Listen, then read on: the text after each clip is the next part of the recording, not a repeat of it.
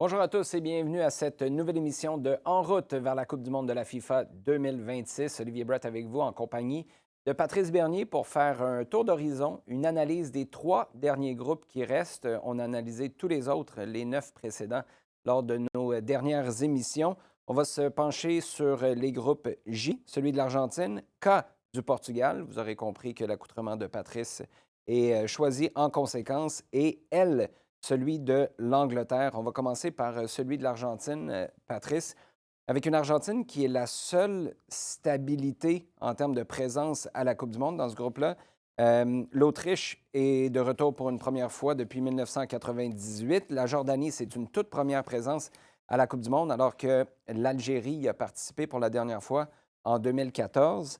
Laurent Simon disait à la blague il y a quelques mois, quand il y a eu le tirage, bah, Lionel Messi voit ça, décide de facto qu'il va participer parce que sa présence ou non a longtemps plané sur ce tournoi-là. Les Argentins sont relativement heureux de ce tirage-là. Algérie, Autriche, Jordanie. Oui, tu sais, là, après ça, si on revient, ben oui, quand tu regardes les noms, puis tu te dis, bon, le champion en titre, les adversaires qui sont là au niveau de la force et où ce qui vient, puis première pour certains, ou du moins depuis très longtemps, ils ont un avantage, clairement. Tu sais, on ne va même pas mettre Lionel Messi dans la conversation. Vient que, tu sais, on vient de la dernière Coupe du Monde, ils avaient l'Arabie Saoudite, la Pologne, le Mexique, si je me souviens Mhm. bien. C'est quand même des bons pays, la Pologne puis le Mexique, mais rien de reluisant, puis ça n'a pas été Pas été aussi facile. simple que ça pour l'Argentine. Maintenant, c'est pas pareil. Les champions en titre, on est beaucoup plus confiants. Il y a cette, tu vois que là, quand ils vont jouer dans un match, ils se connaissent beaucoup mieux, puis ils assument le rôle de champion en titre. Donc, l'Argentine devrait finir premier. Et puis, ce qui plante, c'est Lionel Messi qui est-ce qu'il sera là. Moi, j'en doute pas. Lui, je pense qu'il va de son feeling. Mais je suis pas mal certain qu'il regarde la Coupe du monde, puis les gars qui, tu sais, c'est sûr, je suis pas mal sûr qu'après qu'on a vu le tirage, il y a certains gars de l'Argentine: «Hey, Léo, t'as pas pris ta décision?» Il dit: «On a une possibilité de reproduire ce qu'on a fait», Mhm. ce qui n'a pas été fait depuis très longtemps. 2 coupes du monde dessus. La présence de l'Algérie et de l'Autriche, on va mettre la Jordanie de côté puisque c'est sa première expérience. Cette Coupe du monde inédite, 48 équipes pour la première fois. J'ai l'impression que des équipes comme l'Algérie et l'Autriche, c'est exactement le genre de strate dans l'échiquier du soccer mondial qui va le plus bénéficier de ça parce que ça te donne un accès un peu plus facile à la Coupe du monde avec un nombre plus important de pays et d'être capable de goûter plus régulièrement à ce genre de compétition-là. C'est ce qui va faire monter le niveau moyen de, des pays comme l'Autriche, l'Algérie, avec une équipe de l'Autriche qui est entraînée par Ralph Rangnick Mmh. aussi.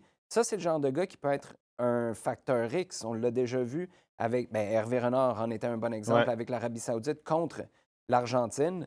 Je n'étais pas dans le vestiaire de l'Arabie Saoudite, mais on comprenait de ce qu'on voyait, de ce qu'on entendait, que le coach y était pour beaucoup. C'est là où, dans des groupes particulièrement comme le groupe J, les entraîneurs peuvent faire un monde de différence. Oui, ben, tu sais, moi, je suis toujours de l'adage qu'un coach apporte un 20. OK? Le reste, c'est les joueurs. Mais c'est de mobiliser les joueurs à atteindre Mhm. leur plein potentiel. Puis ça, c'est sur des groupes. Et l'Algérie, à l'instar, parce qu'on va toujours prendre, je vais toujours prendre le Maroc comme en étant tout le monde va dire, ben attends, si eux l'ont fait, pourquoi nous, on ne peut pas le faire? Hein? Et l'Autriche, ben, de quelqu'un de motivateur, puis qui a un œil pour le football différemment que d'autres, Ralph Rangnick, puis qui est reconnu d'avoir. Si on enlève Manchester United, Ouais. il a eu du succès partout. C'est la structure Red Bulls, c'est lui qui l'a mis en Mhm. place. J'ai eu même la chance de jouer, contre lui parce que c'était ses premiers moments quand il était à Hoffenheim en Bundesliga 2. Donc ouais, ça c'est le pays qui puis c'est bien que tu en mentionnes au niveau de ceux qui vont en profiter de ça. Parce qu'on a passé à 32 équipes, c'est la même chose qu'on disait à 48. Pourquoi plus d'équipes? Ça va faire juste il y en a qui vont prendre des défaites, il y en a c'est qui apprend? Puis avant, ben, quand on regarde la Coupe du monde puis les pays maintenant, ils sont c'est la ligne, ou du moins l'espace entre les très grandes nations et les plus Mhm. petites est vraiment, vraiment rétréci. Et donc, une Autriche qui a besoin présence régulièrement à des Euros, à la Coupe du monde, pour gagner en génération culturelle, comme le Canada à un certain degré. Si on prend, ce sont ces pays Tout à fait. qui rien d'extraordinaire, mais qui ont besoin d'être là régulièrement pour pouvoir passer et devenir un peu comme la Suisse. Et Ralph Rangnick, c'est une carte cachée parce que c'est un gars qui va trouver une solution en dire bon, l'Argentine, il va mettre un système en place qui va les neutraliser, puis on peut les surprendre sur notre vitesse en transition. Arnautovic Ouais. devant, et c'est un gars qui, lui, va saliver à l'idée de marquer contre l'Argentine. Puis c'est un gars qui a toute la confiance du monde dans ses propres moyens. Ralph Rangnick, il va prendre le match d'Arabie Saoudite. Regardez ce qu'ils ont fait. C'est faisable. Cette équipe-là, c'est champion en titre, mais ils sont battables. Puis surtout qu'un certain Messi qui marche puis qui ne court pas, on va on va essayer de profiter. Tout le monde essaie de le profiter, mais voilà. Mais ouais, je suis d'accord avec toi, ces deux pays-là rentrent là-dedans en tirant profit d'être à la Coupe du monde pour pouvoir y être régulièrement puis gagner l'expérience. Groupe du Portugal maintenant, le groupe K, avec, vous l'aurez compris, le Portugal, une équipe à déterminer. Ce sera soit le Congo, la Jamaïque ou la Nouvelle-Calédonie qui se joindront au Portugal, à l'Ouzbékistan et à la Colombie. Avant qu'on parle de ça, c'est un bon ou un mauvais souvenir, le maillot que tu as sur le dos? C'est un mauvais parce que le résultat, mais un bon parce que là, on frottait contre ce qui est à ce moment-là aussi, le Portugal était une très bonne équipe. C'était les premiers moments de certains Cristiano Ronaldo en 2005. Parce que je pense que ça faisait pas longtemps qu'il était à Manchester United, mais qu'il n'était pas encore le monstre qu'il est devenu. Et ouais, sauf que le résultat, ouais, on a pris 5-1. C'est une réclame. Mais tu sais, à la fin, en même temps, quand tu joues pour le Canada, tu te dis, ben, c'est ça le très haut niveau. C'est ça les équipes qui, eux, ne sont pas prétendants à gagner le titre, mais ils sont juste en dessous. Donc, où est notre marge? Nous, on est peut-être bons, mais on a besoin d'être. Tu as des décos de ce monde qui joue au FC Barcelone, tu as Cristiano Ronaldo qui joue à Manchester United, tu as Paul Letta au Paris Saint-Germain, et ainsi de suite, Carvalho à Chelsea. Donc, c'est un mauvais souvenir dans le match, dans l'ensemble, mais à la fin, je me dis, attends, petit gars de brossard, je me suis retrouvé sur le terrain avec ces gars-là. Je dis, qui aurait cru, man? Et surtout en 2004, l'Euro était en Portugal. Regardez, là, je joue contre une nation. Il y a un certain gars avec des souliers rouges là, qui fait un sacré bondé de passement de jambes là, contre Mike Lukowski. Mais puis je pense, je sais pas si c'est ce match-là, je pense peut-être c'est Sandro Grande qui marque le but québécois 5-1, là, parce que là, je suis plus loin, mais oui. Mais non, après ça, c'est juste de savoir que le maillot, c'est un peu de ces moments-là de dire ben, j'ai joué contre ces pays-là qui sont dans le top 20, top 10, top 15. Là, je parle du Canada maintenant, mais on a joué contre le Brésil, on a joué contre l'Argentine, on a joué contre le Portugal et l'Espagne. Juste que là, on n'a pas la même. On n'était pas aussi compétitif que le groupe est maintenant. Les choses ont peut-être changé, évolué au cours des 20 dernières années, mais ça se passe comment concrètement? Parce que je suis certain que les gens se posent la question. Quand c'est le temps de demander un maillot, je présume qu'il y en a qui demandent sans aucune gêne, il y en a qui le font peut-être de manière un peu plus subtile. Est-ce qu'il y en a qui demandent le maillot pendant le match, avant le match? Parce que Lionel Messi, par exemple, là, on s'entend que lui, il se fait courir après par à peu près 12 personnes pour avoir son maillot. Comment ça fonctionne? Bien, je dirais que, tu sais, à cette époque-là, je pense, quand tu n'es pas Lionel Messi, quand tu n'as pas Lionel Messi sur le terrain, tu fais une match. Tac, je joue match. Voilà, Ton adversaire direct? ton adversaire direct. Moi, la première fois, là, c'est ma première sélection. C'est même pas moi, c'est jouer contre Jan Kolowski, République tchèque. Le match fini, puis on absorbe qu'on a pris une défaite, une sévère défaite contre la République tchèque. Et c'est lui qui me regarde, puis tu fais signe, il ne parle pas sa langue, il ne parle pas la mienne. Changement, puis tac, sélectionne. Puis après ça, quand on joue contre Portugal, t'es là, t'es comme bon, tu veux retenir le souvenir du match. Puis Cristiano Ronaldo, tout le monde en parlait, mais il n'était pas encore. Puis, ouais. Puis là, moi, j'avais Deco, je cherchais Deco, mais il y a des gars qui sont déjà en avance sur moi. Des fois, c'est dans le couloir. Surtout les grands stars, les gens. C'est ce moment-là que, comme il n'y a pas de gêne. Puis je sais qu'il y en a qui font des complexes. Ah, pourquoi tu veux changer le maillot contre quelqu'un qui vient juste de te battre? C'est sur le terrain, là. C'est le souvenir du match. Puis c'est sûr quand tu as Lionel Messi. Donc, mais des fois, c'est dans le couloir, bien avant le match. Il y en a qui se connaissent déjà parce que des fois, ils jouent dans les championnats similaires ou dans les mêmes équipes. Puis tu passes le message, hey, maillot après le match. Puis souvent, ils disent, ouais, dans le vestiaire.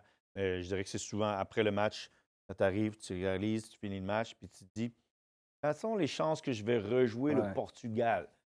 Et puis moi, j'ai joué contre le Brésil, puis je me dis, attends, là, Brésil, là, à moins que je vais à la Coupe du monde, là, je suis pas sûr qu'on va rejouer le Brésil d'ici peu. Là, maintenant, pour le Canada, on risque peut-être de rejouer des grandes nations plus Maintenant. souvent. Mhm. À l'époque, tu te dis, attends, ces pays-là, là, les jouer, là, j'ai joué de 2003 à 2017 pour l'équipe nationale. Tu vois, je les ai joués une fois. Donc, tu sais, puis c'est quand même un span assez grand de dire peut-être tu aurais pu les jouer une deuxième, troisième fois. Donc, tu vas faire le changement, puis c'est un souvenir d'avoir été sur le terrain au stade de Boa-Vista contre le Portugal et d'avoir affronté une des meilleures équipes du moment. Ça se plug bien sur un CV, dans une conversation ou dans une émission en route vers la Coupe du monde. Fait que je te comprends et je te remercie d'avoir fait ce choix-là il y a 20 ans quand tu as joué contre le Portugal. La Colombie en est à sa 7e participation, on le disait tantôt, dans ce groupe K avec le Portugal qui en est à une 9e. Ils ont été quart de finaliste en 2022. La Colombie est de retour après avoir raté. Le Qatar était là jusqu'en 8e de finale en Russie en 2018. Pour l'Ouzbékistan, c'est une toute première présence, un peu comme Curaçao, comme la Jordanie et le Cap-Vert. Est-ce que, sachant que c'est Congo, Jamaïque, Nouvelle-Calédonie, je pense que ça va rester des négligés, même si c'est des équipes qui pourraient quand même faire la surprise. Au-delà du Portugal, c'est la Colombie qui se dit peut-être, nous, on s'est retrouvés dans un groupe qui est assez favorable. Oui, Colombie, quand tu penses qu'ils ont Luis Diaz, là, je parle juste de lui, mais ils ont d'autres joueurs, très bons joueurs. C'est un de ces pays que tu peux parler de la Coupe du monde, puis tu sais que tu peux parler de la Colombie en étant un habitué. Et un Luis Diaz qui est là maintenant, je pense en plus avec son dernier but qu'il a marqué, ceux qui l'auront vu à Bundesliga avec le Bayern Munich, qui ont des atouts qui peuvent faire mal, qui ont une qualité d'équipe individuelle, puis en même temps, ils ont quand même une bonne osmose collective. Donc, dans ce groupe-là, logiquement, ils sont le deuxième.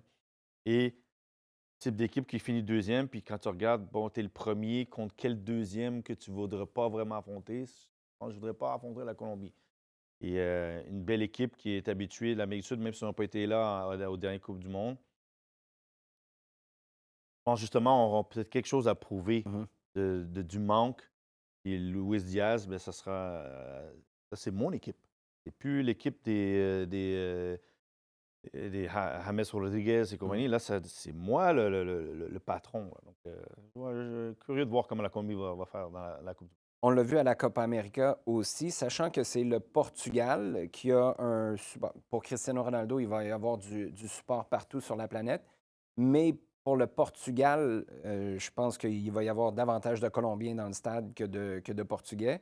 Là, ça reste à déterminer au moment d'enregistrer l'émission. On ne sait pas exactement où, c'est pas confirmé à 100 où les matchs vont se jouer. Mais Congo, Jamaïque, Nouvelle-Calédonie, la Jamaïque pourrait avoir un soutien intéressant.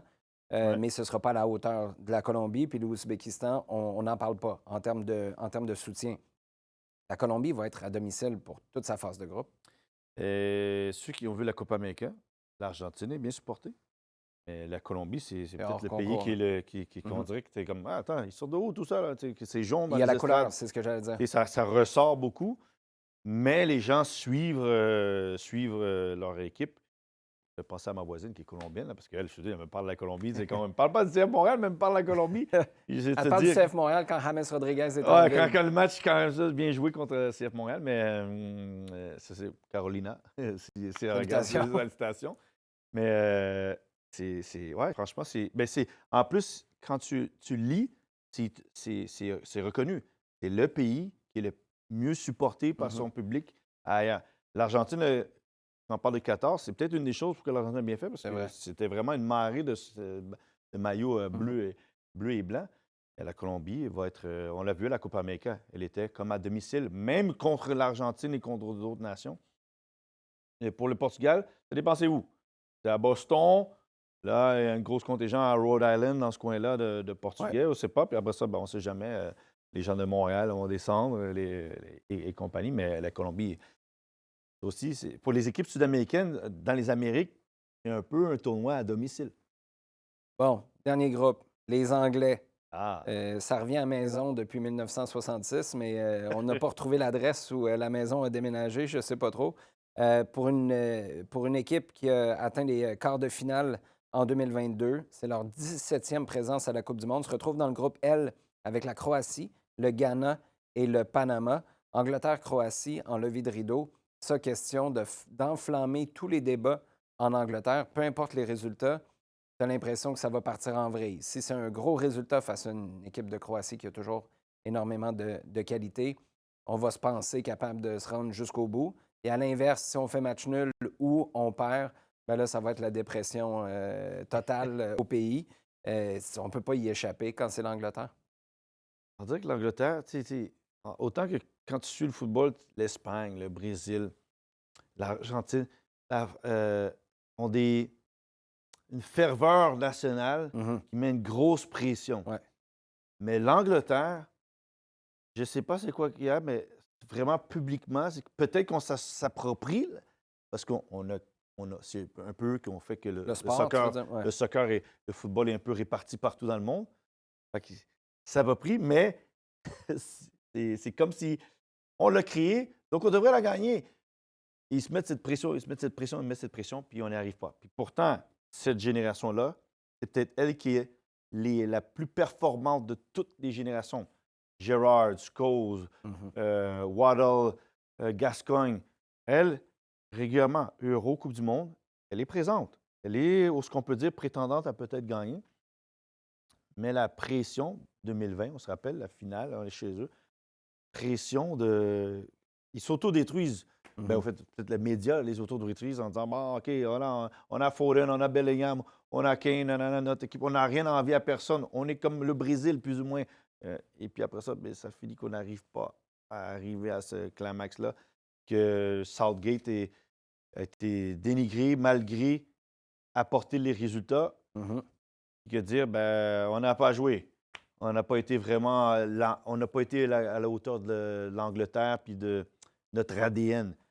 Parce qu'on peut voir que les joueurs ont une qualité Saka, Foden, ça, ils ont rien à envier dans le top Mhm. 10, dans le top 20 au monde. Mais l'Angleterre, c'est la pression du pays qui est. C'est peut-être une bonne chose que c'est complètement Loin. loin. C'est sûr, il y a tous les Anglais qui vont supporter, mais Ouais. en étant en Europe, je sais pas, tout le reste de l'Europe aussi. Ah, il y a Harry Kane, l'Angleterre, hein. Et que là, en étant aux États-Unis, ben, peut-être qu'ils auront un sentiment de moins de pression, du moins pour le groupe et l'effectif, de vraiment s'isoler, puis de bien préparer, puis d'arriver là sans la grosse pression qui est It's coming home. C'est ça le grand adage pour eux autres, mais ils ont besoin. Mais c'est vraiment un groupe qui peut croire. Moi, si tu me parles de France, Espagne, Argentine, je mets l'Angleterre juste pas loin d'eux autres parce que sur papier, ils n'ont rien à envier au niveau talent aux autres grandes nations. Mais sans l'expérience des derniers milles de compétition, chose qui, ironiquement, on parle moins de la Croatie que de l'Angleterre, mais la Croatie, troisième au dernier tournoi, bon parcours aussi en 2018. Euh, Combien de temps on peut tirer sur cet élastique-là, du côté de la Croatie? Ou Mais tu sais, surfer sur cette vague-là? C'est ils peut-être. poussent, puis je ne sais pas comment ils font. Hey, tu te dis qu'ils ont comme 300 000 400 000 joueurs de soccer dans leur pays au complet. OK? Nous, on a 200 000 juste au Québec. Ils arrivent à produire Modric, Kovacic, là, après ça, on parle de culture. Ouais, ouais. Puis enlève que c'est pas le Canada. Ils rivalisent avec des grosses nations, avec les petites nations qui sont. Mais c'est là jusqu'à quel point qu'ils deviennent. Ils vont toujours être accrocheurs, mais à quel point que les Modric et compagnie vont être capables de toujours aller capable d'aller chercher ce résultat à l'accroche, Mhm. à revenir de l'arrière, parce qu'ils sont bons à garder le ballon aussi. Et là, on dirait que je ne suis pas le football croate, mais la génération qui s'en vient, c'est pas les attaquants là, superbes dorés. Il n'y a pas de Mhm. Boban ou de Daver Souker qui s'en viennent prochainement, là. Donc, tu l'as dit, on tire l'élastique où on fait partie du gratin, où ce qu'on devrait peut-être pas être, mais on est là, puis jusqu'à quand? Jusqu'à temps qu'à un moment donné, ben, on retombe pas je veux dire dans l'inconnu, là, mais dans les obscurités des autres pays qui sont petits, qui sont bien, sont beaux comme la Suisse, mais qui, normalement, ne devraient pas épauler la France, l'Espagne, le Brésil avec une telle régularité dans les dernières années. C'est une deuxième présence à la Coupe du monde seulement pour le Panama, qui va être, je pense, le pays le plus négligé dans ce groupe-là. Évidemment, par rapport à l'Angleterre et la Croatie, mais je pense aussi par rapport au Ghana, qui a une cinquième présence, était là en 2022 et pas sorti de son groupe. Par contre, on avait fait les quarts de finale en 2010 avec une superbe génération des Black Stars. Pour, pour le Ghana, est-ce que est-ce que c'est l'opportunité de se dire, là, on se remet en mode est-ce que tu te contentes dans tes objectifs, ton objectif minimum de la troisième place ou est-ce que tu penses que tu es vraiment capable de faire un coup et de surprendre la Croatie ou l'Angleterre? Fait que Angleterre-Croatie s'affrontent en premier, Ta tête. ça tête. Puis si tu commences bien le tournoi, peut-être tu peux te retrouver être deuxième parce que si tu as un bon résultat déjà contre le Panama, Angleterre-la-Croatie, soit un bat l'autre ou prennent un point, part déjà dans un siège disant ben écoute, des deux prochains matchs, si je fais commets une surprise où je vais chercher un point, admettons, 5, tu finis deuxième, et tu rentres. Parce que, comme je dis, la Croatie pousse élastique, mais et on ne peut pas enlever que le Ghana a quand même des qualités qu'il faut. Tu ne peux pas négliger. C'est comme un peu que la Côte d'Ivoire. Tu sais, les pays africains, on leur donne pas leur droit parce qu'ils n'ont pas performé régulièrement sur la Mhm. scène internationale, mais ils ont des joueurs qui sont capables de changer une donne et un collectif beaucoup plus fort que par le passé. Donc, normalement, on met Angleterre, Croatie, Ghana, mais Ghana, Croatie, moi, on pourrait un peu l'inverser. C'est intéressant ce que tu soulignes comme point par rapport aux équipes africaines. Tout à l'heure, on parlait de l'Autriche qui était dans de ces équipes-là, ce niveau-là qui va, je pense, beaucoup profiter au cours de la prochaine décennie d'une compétition avec 48 équipes parce que tu vas y goûter plus souvent. Est-ce que c'est ça que ça prenait aussi pour amener plus d'équipes africaines plus souvent à la compétition pour qu'il y en ait qui soient capables de juste trouver ce momentum-là pour aller plus régulièrement dans le carré d'as, comme l'a fait le Maroc pour la première fois en Oui, 2022? parce que, tu sais, ça a toujours été le côté où ce que l'Afrique, quand tu parles de nombre de pays, de places participatives à Mhm. la Coupe du monde, tu sais, avant, c'était comme 5, comme 50 pays. Là, tu en as un peu plus. Il t'en a beaucoup qui sont quand même, tu sais, ils se battaient entre le Cameroun, le Nigeria, le Ghana, Uh-huh. l'Égypte et le Maroc. Et après ça, ainsi de suite. Là. Je ne nomme pas tous les pays, là, mais ceux qui ont été plus régulièrement du monde. Là, plus de place, moi, je pense que ça va faire grandir encore plus euh, ces nations-là et que le Maroc, ça ne deviendra pas juste un Ouais, moment en un flash. 2022. Ah, les pays africains, ouais, ben c'est un coup de cœur à un moment donné. Et là, il va peut-être en avoir une ou deux. Et comme je dis, là, ils viennent juste de rebondir que le Maroc l'a fait. Attends, pourquoi c'est pas nous? Puis je reviens, mais 90, tu as eu le Cameroun. Mm. Et le Nigeria est arrivé juste quelques peu après. Donc, dès qu'il y a un moment, il y a un autre de ces pays-là qui se dit, puis là, ils sont plus. Donc, faites gaffe, parce que là, c'est plus juste 4 ou 5. Ils sont plusieurs à être sur la scène et le Ghana est un pays qui peut peut-être profiter, commettre une surprise, parce qu'on ne s'attend pas à grand-chose d'elle présentement. C'est intéressant ce que tu soulignes parce que, juste en terminant, il y a l'aspect, il y a, il y a l'organisation du soccer dans un pays aussi parce qu'il y a trop de pays africains qui ont eu de la difficulté à être payés, à Mm. voir leur vol structuré de manière. Et là, tu as tellement de joueurs qui jouent dans des grands clubs qu'on sait comment ça devrait se passer, puis qu'on revient en sélection, puis que les niveaux ne sont pas à la hauteur, ben on revendique ou on fait carrément la grève. Euh, il y a l'organisation, il y a la qualité de jeu, mais il y a aussi la psychologie de savoir que c'est possible. Et c'est là où ce que le Maroc vient de faire, ce que le Ghana avait fait à l'époque est important. Ce qui s'est passé dans les années 90 avec le Cameroun aussi, ça me fait penser au 4-minute mile. À l'époque, les gens pensaient que c'était pas possible. Puis à Mm. partir du moment où une personne l'a fait, là, tout de suite, il y en a une autre parce que psychologiquement, c'est un effet véritable.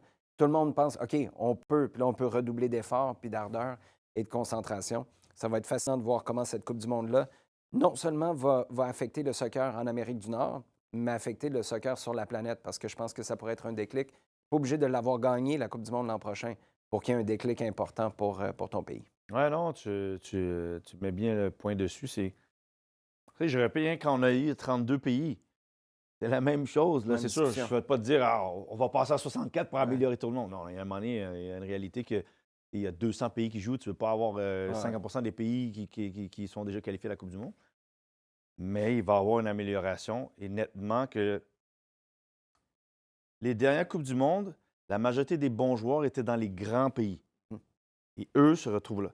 Là, la majorité des bons joueurs sont un peu partout. Ouais. Ils jouent dans les Premier League, en Arsenal, à Manchester City, ou au Paris Saint-Germain, ou à Real Madrid, ou au FC Barcelone. Ils sont dans ces clubs-là, puis là, tu les vois. Et là, maintenant, les joueurs ont encore plus de croyance parce qu'ils disent, attends, mais moi, je me frotte à ces gars-là, là, tous les fins de semaine, là, à telle ligue. Là. Je sais qui ils sont. C'est pas juste un.